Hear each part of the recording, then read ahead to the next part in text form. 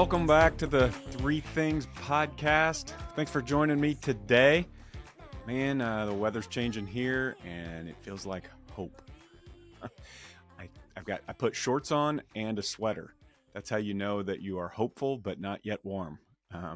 Played some golf yesterday. It was cold, it was windy, but it feels like hope. And hope to bring you some of that today.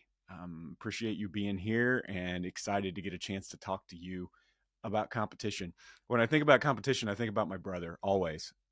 Really good athlete, very smart with athletics. Have you ever just met somebody who just like gets things? I'll never forget. I skied, snow skied a lot before he had ever skied. And I took him for the first time skiing. And I was like, I cannot wait to be better at something than he is, because he's younger brother, but he's always been a better athlete, always been better at things than me. I took him skiing for the first time. I'm like, let's start with the bunny hill. And he's like, what? That seems ridiculous. I'm like, all right, I'm okay with seeing him just crash and fall once in his life. Straight down the hill, better skier than me immediately as he got on skis for the first time. Was kind of like that our whole life. Everything that he did athletically was gold, and everything was hard for me. He was a really good basketball player. Never really took golf seriously, but pretty good. Just one of those guys that just born with this ability athletically that I always wanted desperately. And here I am now in my 40s, almost 50. I still have this thing in me that wants to be good, wants to be not even good, wants to be better. The problem isn't good. The problem comes when the word better comes in my life. Competition is something that I have had in my life since I've been born. I grew up an Indiana basketball fan. I grew up a Cubs fan. I know how to lose. I know what it feels like to lose. I grew up wanting to play sports. I grew up wanting to be good as a preacher. I wanted to be good as a worker. And I think throughout my life, I've created both a healthy and an unhealthy relationship with competition. And I want to talk to you about it today because I think it's so important to our overall happiness. I think it's important to the way we go to work every day. It's important to the way we deal with our kids, the way we talk about our politics. All of it comes from this inborn sense in us of competition. It doesn't seem to matter how old we get. There is this thing in us that wants to be better. And I think it's a really healthy thing if taken the right way. As I was writing this, I was thinking about I used to coach basketball for my son. We have this little league here in Bloomington in basketball. He's a baseball player now, but when he was real little, I wanted him to play basketball because that's one of those things that unhealthy competitive fathers do. If they weren't good, they want to live vicariously through their kids, you know? And so I was trying not to be that. And I see that and I don't want to be that, but there's a part of me that wanted Reese to be the basketball player I couldn't really ever be. And he's a good athlete, lefty, little guy. I took him to this. I mean, I think he was kindergarten, first grade, and I was his coach. Bunch of kids on his team. None of them had ever played basketball. So if you've ever coached in this situation or been around the situation, seen a family member or a friend's family play like this, it is one of the most fun and crazy and sometimes frustrating things you'll ever do as a competitive person. So I'm coaching these kids and, you know, they get wristbands and they match each other up with wristbands. So you don't even have to know who you're guarding. You just look at the wristband, right? And man, it's just a lot of dribbling. It's a lot of running around and it's a lot of just understanding the game. So it challenged me as a coach to be like, all right, we cannot worry about winning this basketball game. I have to get them to look like they're playing a sport.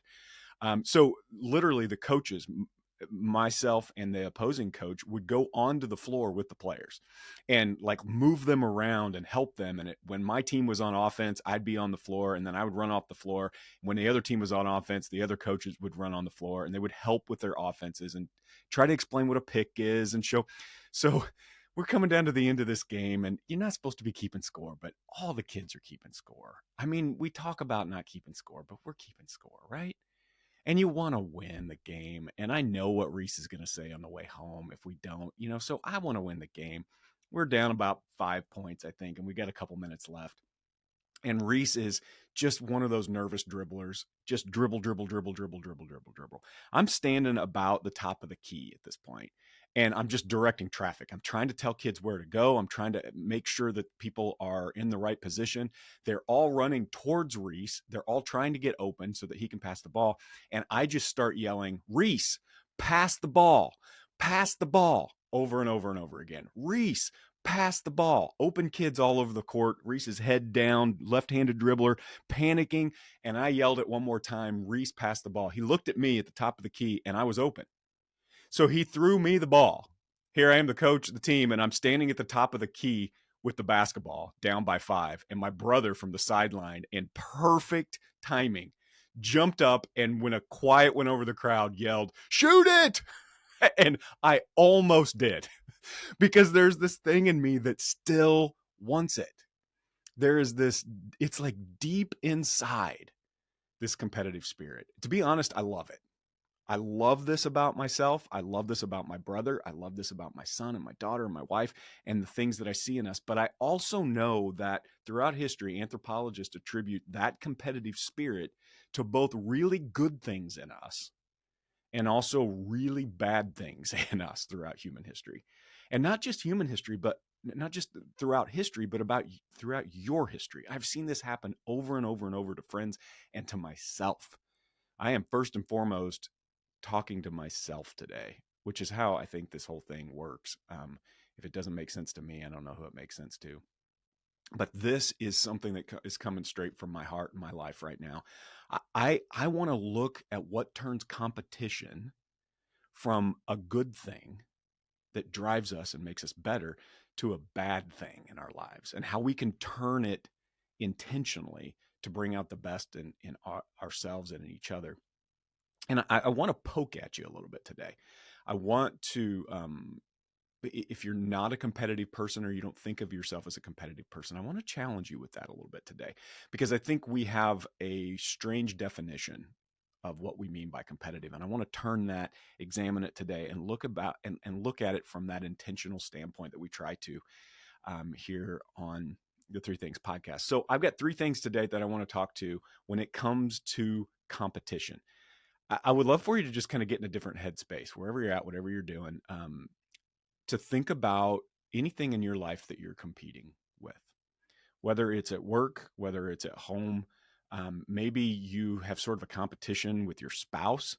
Maybe when it comes to who's the better parent, who does more around the house. Maybe you have a competition at work as to somebody you're trying to take their job. Maybe you literally are like me and are looking for this physical competition. I'm still trying to get better at golf so I can enter the club tournament and not embarrass myself. And any of those ways, I just want you to kind of hold it loosely in your mind today. Identify the part of you that might be getting better.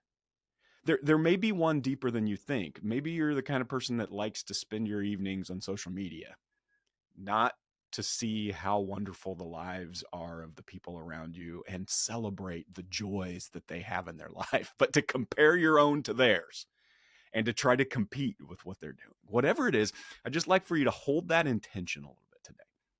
And I want to talk about these 3 things, at least in my life, about competition that I think we need to hold carefully and we need to examine carefully so that we can begin to become better as people when it comes to this competition thing.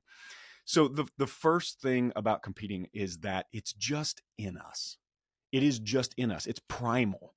In fact, anthropologists have studied this for a long time. This earliest part of us that wants to do better, wants to grow, wants to do more than just survive. I do think it begins with survival, which is sometimes where I think we get caught up when it comes to competition. When it is about making ourselves survive, we get this selfish outlook, and we look at people as obstacles in the way for us to getting better. But it is in us. Why do I care about winning? What is it? Have you ever just stopped back and thought, why do I care? At its worst, this competition thing is selfish. It's about like this individual survival at all costs. But I've also seen at its best, it's like inspiring. It's about growth and evolution and like betterment. In some people, it comes out in different ways. So I've got a buddy that laughs at me all the time. Anytime we do anything that involves a sport, especially, he laughs at me.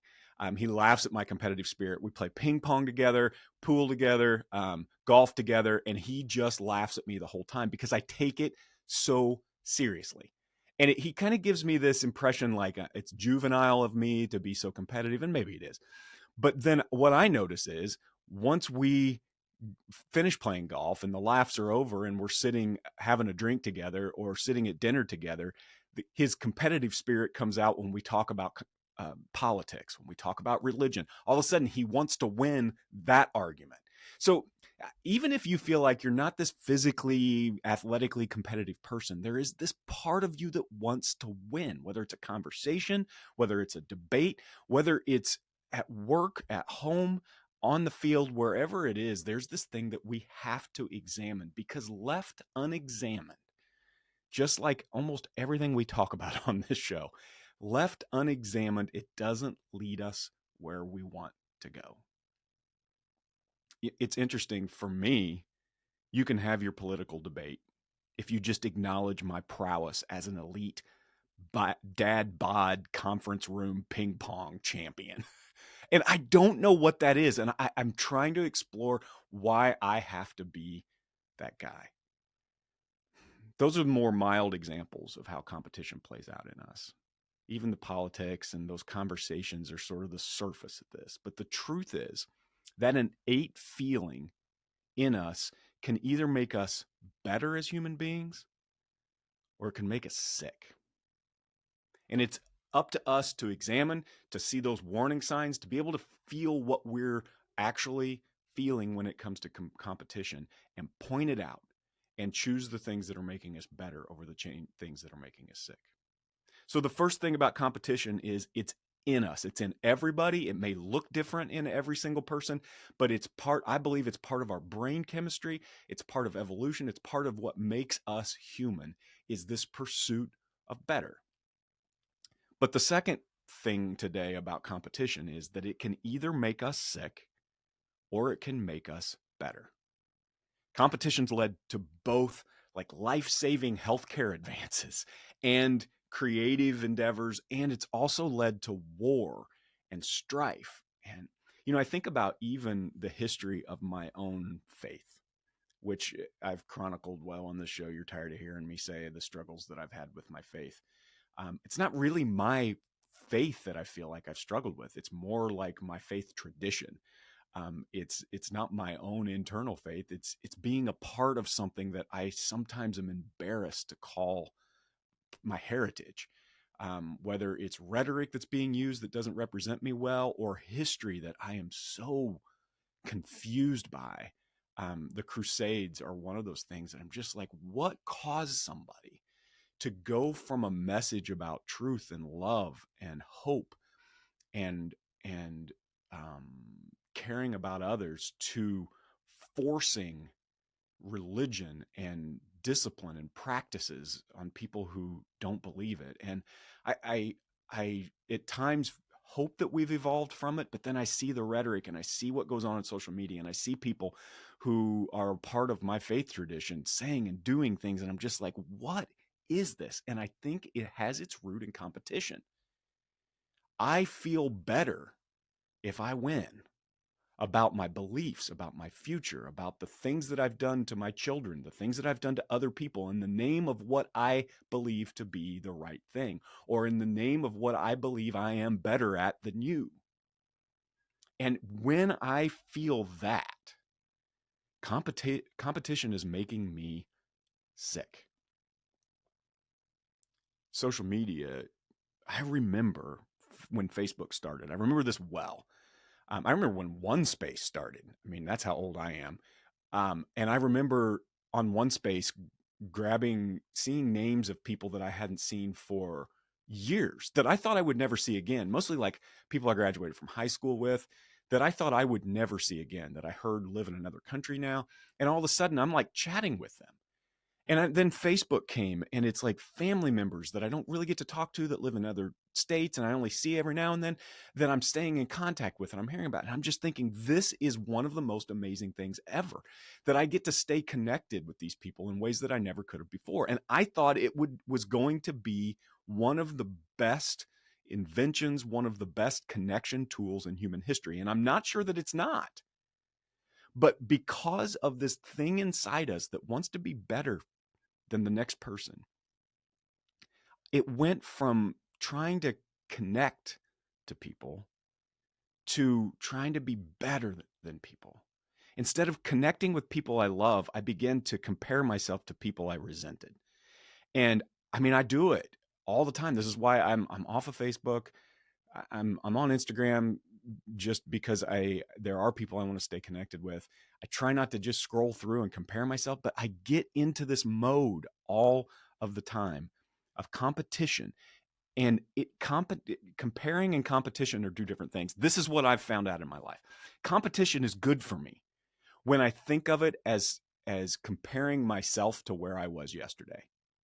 But competition that involves comparing myself to someone else's journey, to someone else's path, to what is perceived as what those people are doing right now, which is usually not even the reality. That's when things make me sick. That's when competition begins to make me sick. I have, you guys know how passionate I am about this thing that I'm doing as I talk right now. I feel like this is my life's work, to try to unpack and pick at all of the things that are coming out of my own life and hopefully resonate with you all.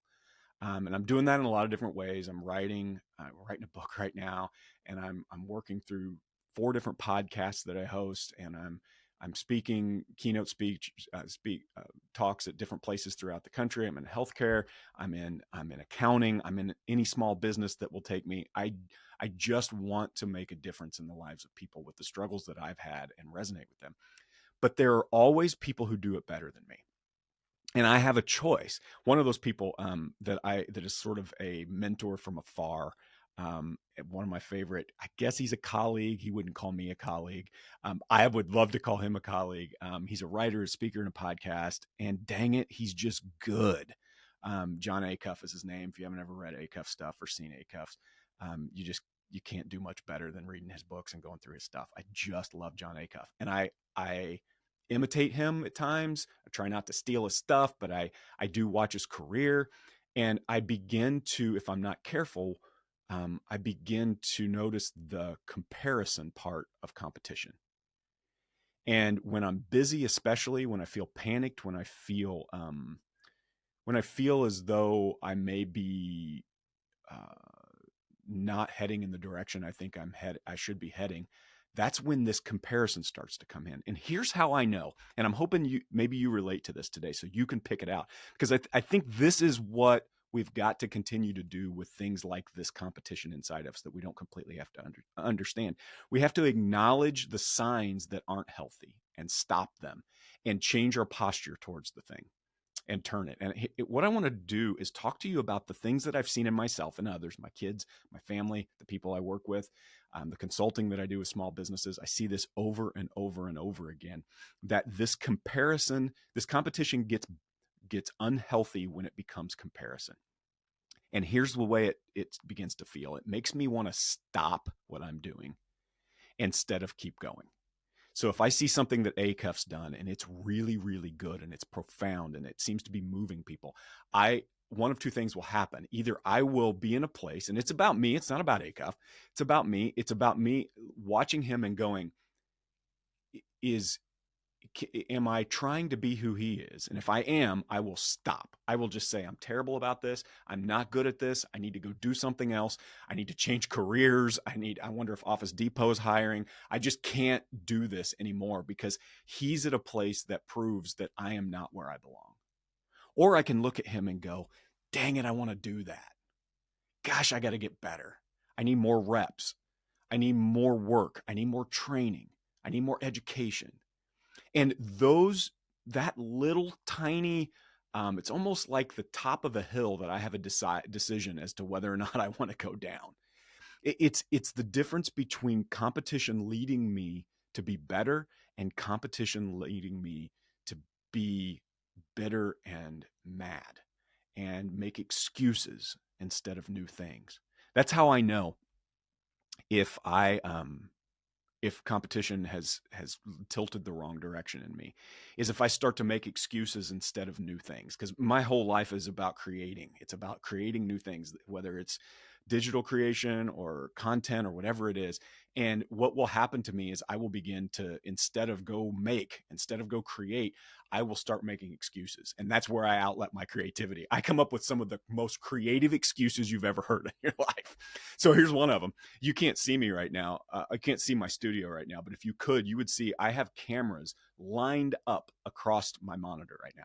I have webcams. I have a DSLR camera over there. I have cameras over there. I have lights everywhere. I got little gadgets and gizmos all over my office, because every time this competition hits me wrong and I see Acuff or Simon Sinek or somebody do something that I didn't do, my initial reaction, if I'm not in the right headspace when it comes to my competition, is to go, well, my problem is my camera's not as good as his.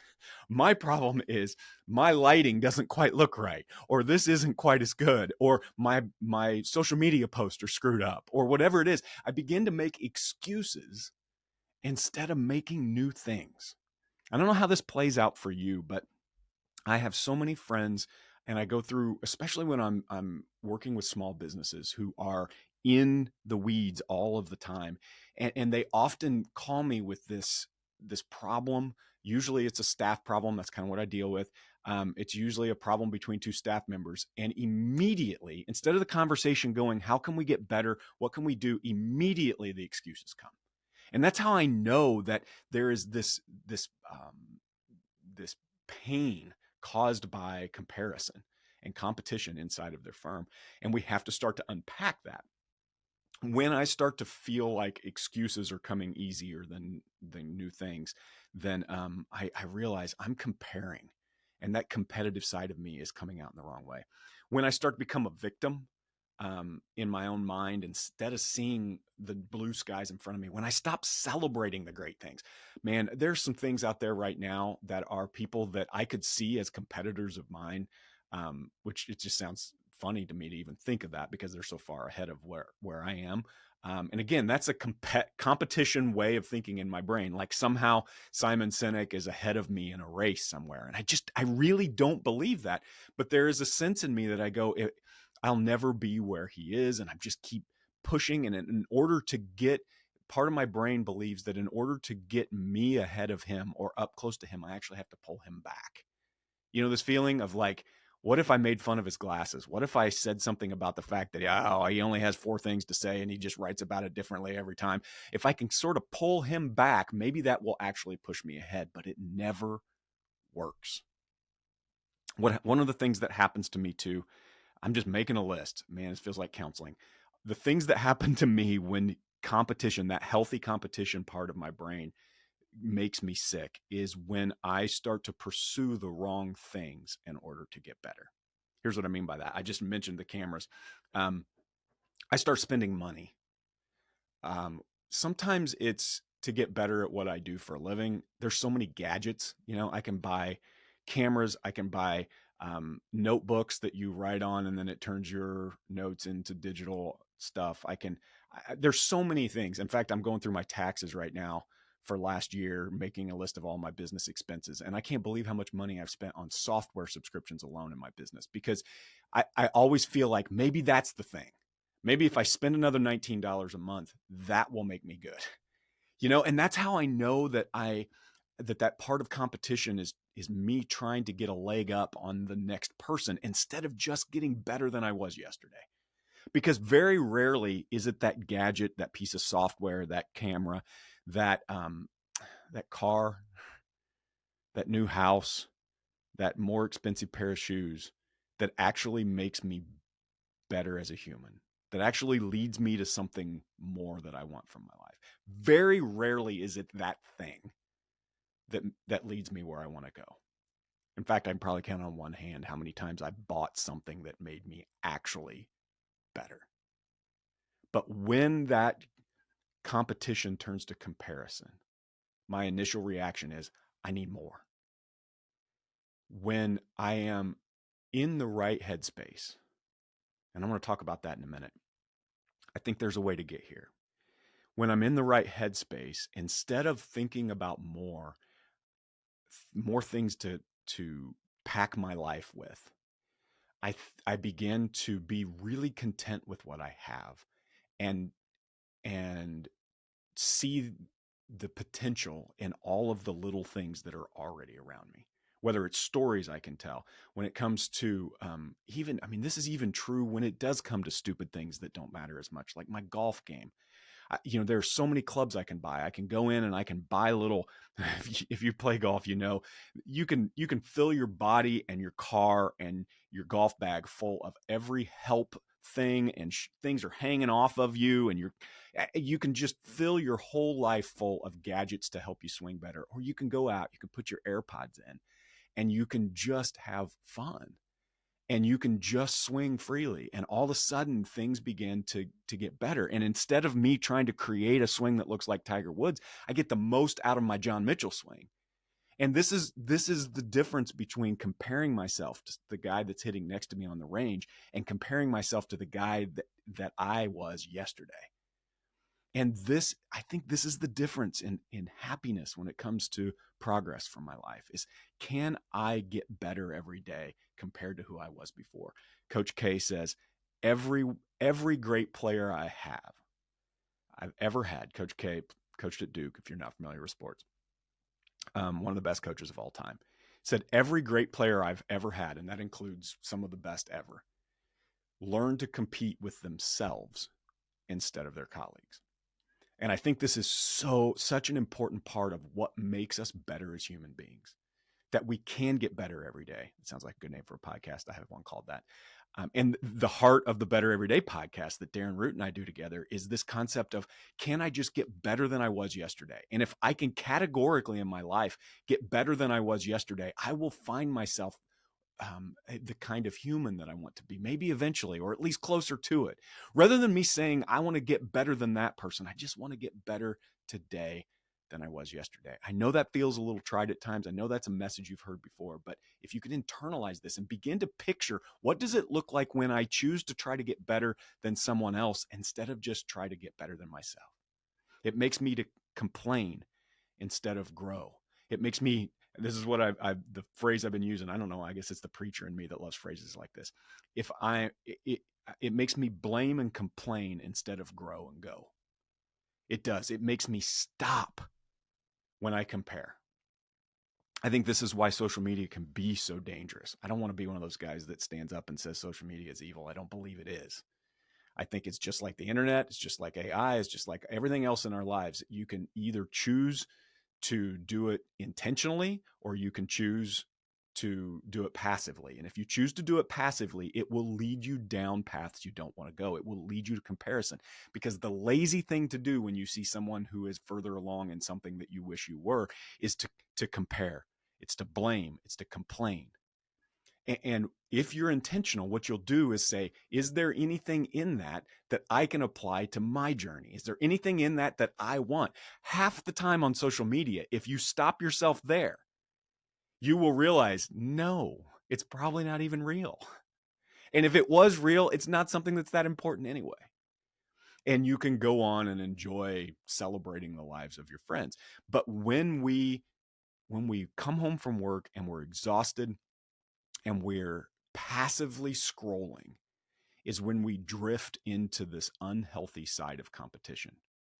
It really is, and I know this sounds grandiose, but it is that drift that caused some of the worst atrocities in human history. It's that drift in leaders that were otherwise incredibly smart and powerful and influential, that used their power, their intelligence, their influence, all of their resources to lead people in a way that only made them advance as they saw it. And this is so easy for us to get into. Although most of us are never going to become Napoleon, most of us are never going to become some of the, a dictator that's causing some serious problems throughout the world. Most of us have influence over a large group of people and over their happiness, over their enjoyment in life. That passive aggression that we begin to feel, that anger that we feel in the shower as we make up conversations with people that aren't even real, and we begin to create this angst inside ourselves before we even leave the house in the morning, comes from the wrong side of competition. So those are ways I know that when competition is making me, when I fall into the wrong side of competition and comparison, it makes me stop. It makes me depressed. It makes me want to scroll more and stand up less. It makes me want to buy more things. It makes me want to create more excuses instead of more good things. It makes me blame and complain instead of grow and glow. I become a victim really quickly when I'm too lazy to see the competitor in me and push that competitor towards getting better than I was yesterday instead of the better than the person that's next to me. So here's how I know if I am in the right place. Here's some ways that I wrote down about how I know if competition is making me better instead of just making me a terrible person to be around. If it makes me look forward to something instead of regret something. One of my favorite authors, and if you've never heard Eckhart Tolle um, or read, I would suggest listening to him on Audible too. He's very thick, but The Untethered Soul is one of my favorite books of all time. And in it, he begins to really kind of um, acknowledge that there is nothing in life that happened any other time than right now. I know that just took this in a new direction, but I think this is a really interesting thought. Everything in the past and everything you'll ever do has happened in the now. And to regret something, it creates so much depression in me. You know, I've dealt with anxiety and depression my whole life, and I'm starting to understand that depression comes from the regret, looking back and wishing I had done something different. And anxiety comes from looking towards the future, looking awfulizing, as my counselor would call it. And what happens when I choose to neither anxiety, the future, or regret the past is that I live now, and that competitor in me makes me want to go do something. It makes me want to go hit balls in the rain. Here's what I mean by that. When I was in college, I wanted to be a better golfer. I think a lot of that came from my brother was such a good athlete, always good at everything. I've never been a great athlete. Hand-eye coordination is good. I'm a ping pong player, all of that, but I've never been a good athlete, and I always really wanted to be. And I was watching Jim Furyk, golfer, play one day, and one of the things he said, he's got an unorthodox swing, not a traditionally great athlete. One of the things I heard him say was, "I have an inside competitor that wanted to be great at something, and I saw people working hard at golf and getting better, whether they were athletic or not. And that's why I chose it." And I thought maybe that's me. And so I was in college. I started hitting balls, and I started teaching I started third and fourth grade golf lessons at a country club and making a little extra money, and not making much money really, just getting to hit balls on the range there because I couldn't afford anything. And I would come in the evening and I would hit balls. And basically the only deal they gave me was, if you teach these golf lessons, we'll give you $5 an hour. You can eat in the clubhouse, which was better than the college food, and then you can go hit at the end of the day when everybody's gone from the driving range. You can go hit all the balls that they've hit all day long into the centers of the greens, so it's easier for the trucks or tractors to go pick them up. So that's what I did. I went out into these, and I'm sure I look like an idiot. People wondering what I'm doing out there with a lob wedge, but I learned to hit different shots out of different lies, and I would do it as much as I possibly could. And I got to a point where there were other kids in the area that were doing it too. They let a lot of these kids do this. And I would get to the point where if I was in a good place with competition, I wasn't watching other golfers hitting balls into these greens, other college students who were better than I. Almost all of them were better than I was at that point. And I would watch them and I would try to gain something from what I could see from their swing. But when I was at my best, I would get up in the morning, I would go to class, and I would hope for rain all day long. When I was at my best competing with myself, I remember this feeling of hoping it rained. And here's why: because no one else would be there. and it was just me against me. And my feeling was, if it's raining, I'm going to prove how much I care about being better than yesterday. And it kept those other guys out of my periphery, and it kept only me yesterday into what I cared about. And I know if that doesn't give you cold chills, you probably are just not as shallow as I am.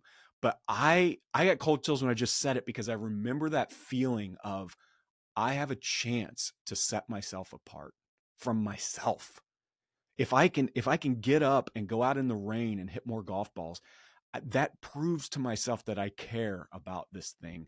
And I don't know what it is for you, if it's golf, if it's a sport, or if it's getting better at a skill set that involves your job, if it's getting better as a husband, as a wife, as a dad, a mom, or your relationships, whatever it is, there is this hitting golf balls in the rain, uh, grit your teeth, I'm going to beat yesterday.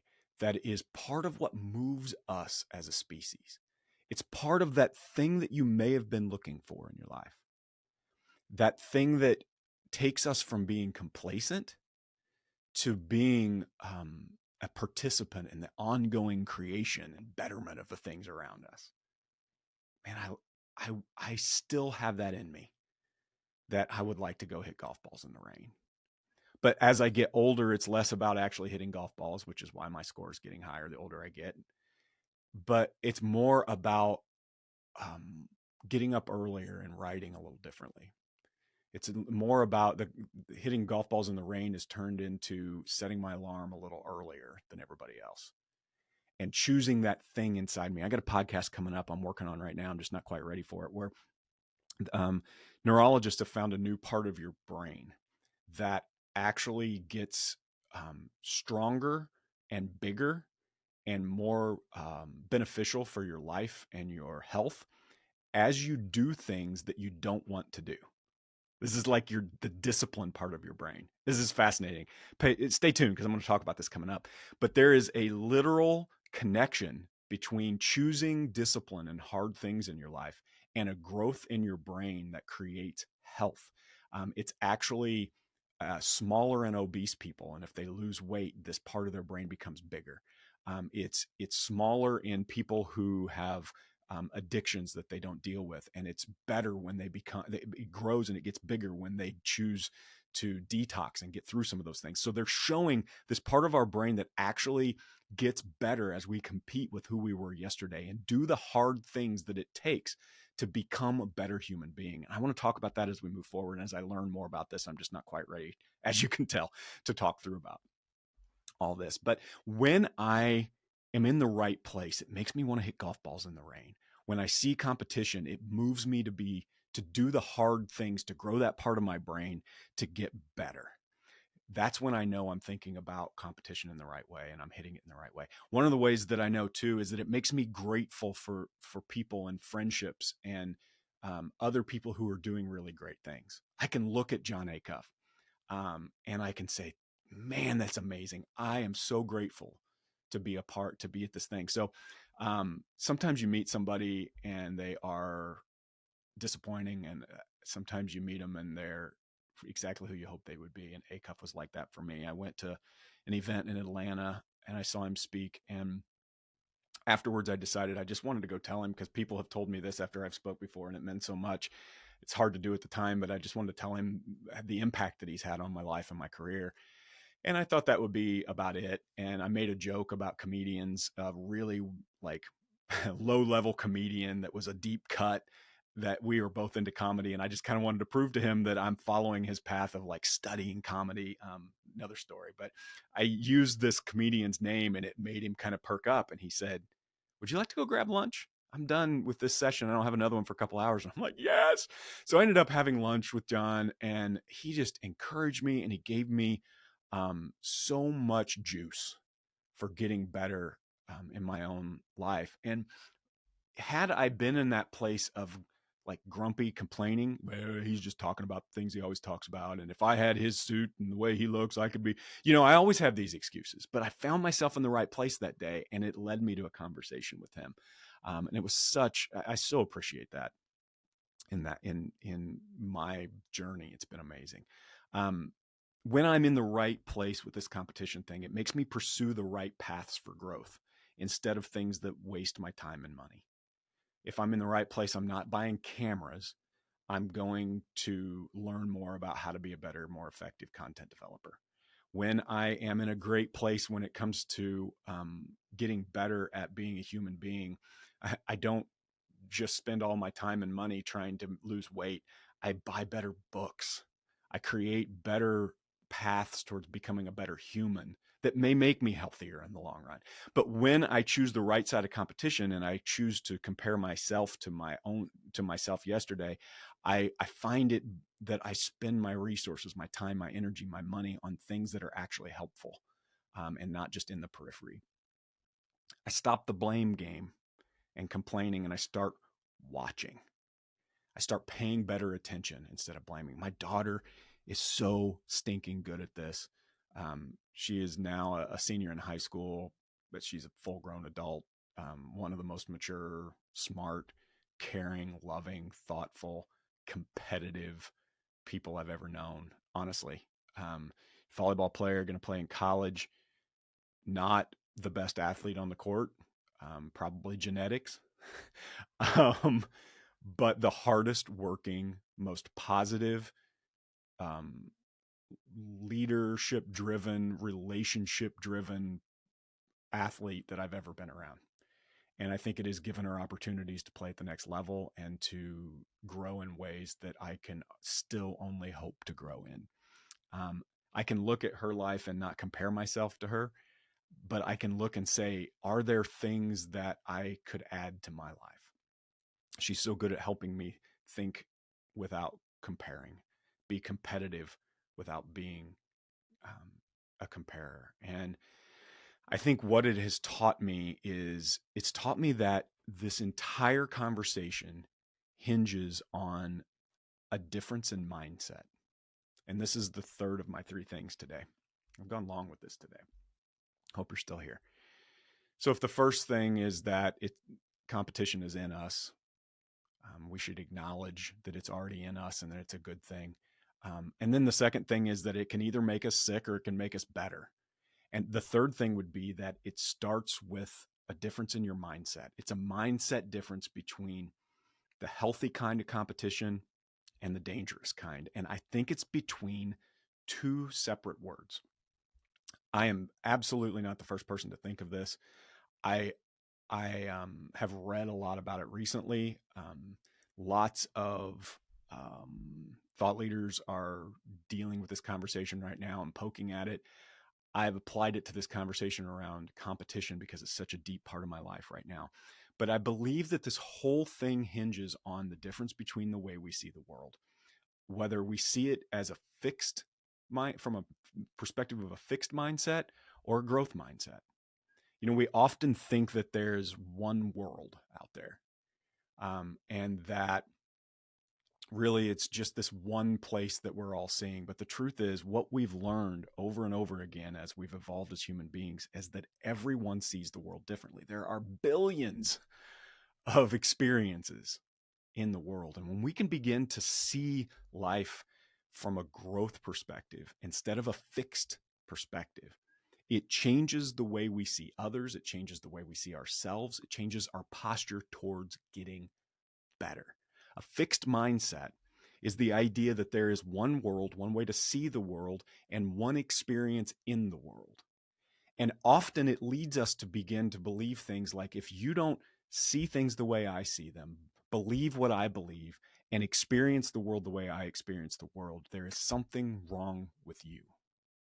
And if you feel that way, it will over and over and over lead you into complacency. It will lead you into complaining. It will lead you into blame. It will lead you away from getting better every day and towards this bitterness and towards what we're seeing all around us, a passive way of doing life, an assumption that everyone sees the world the way I do.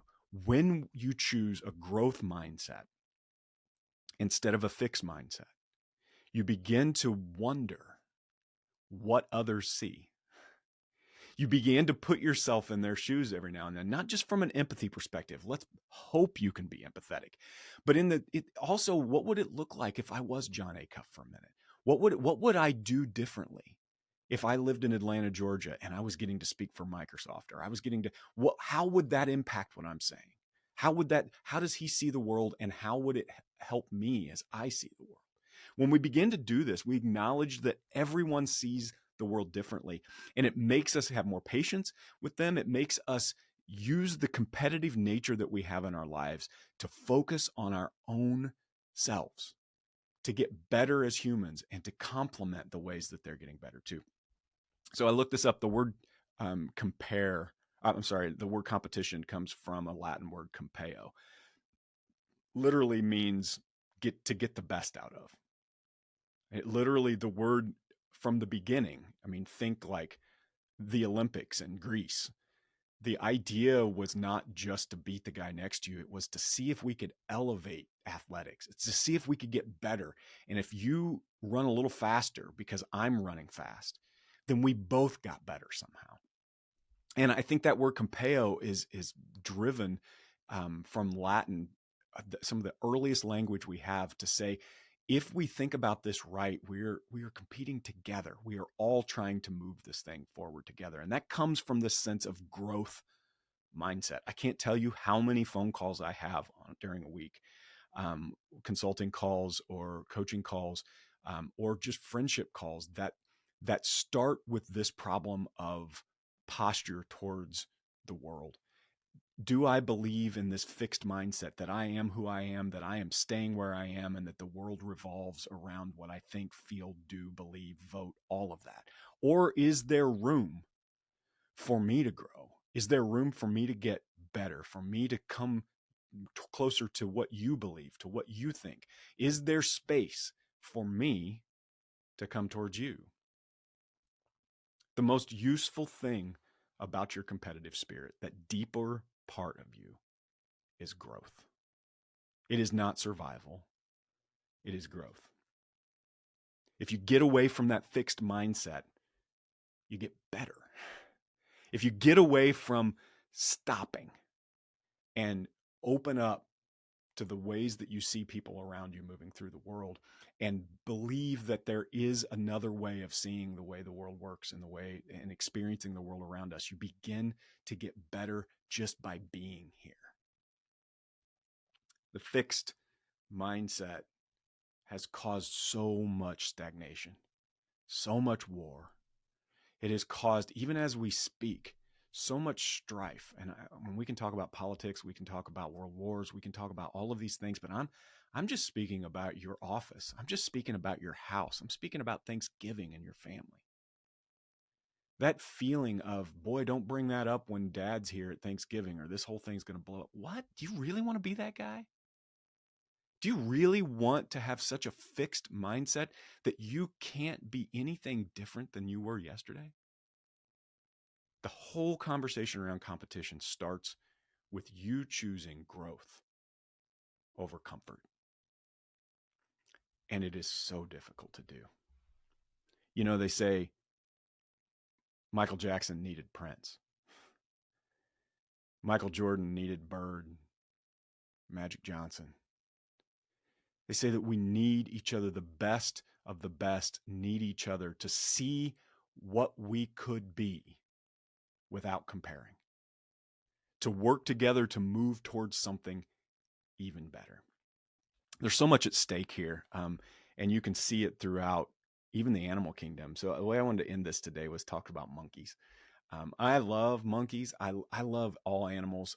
But what I learned recently about the difference between these two species of monkeys blows me away, because I think it's a really good sort of a look at what it looks like even for humans to be evolving in the way that we work together and the way we compete. So chimpanzees are well known. In fact, many people thought for a very long time that humans were as close to a chimpanzee genetically as anything. And now we found out there is another animal that we are closer to. I'll tell you about in a second.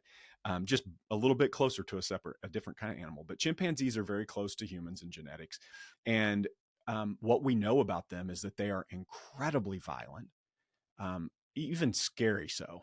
You can see them in movies in the 80s and think that they're cute and funny and whatever, but they are in the wild incredibly violent.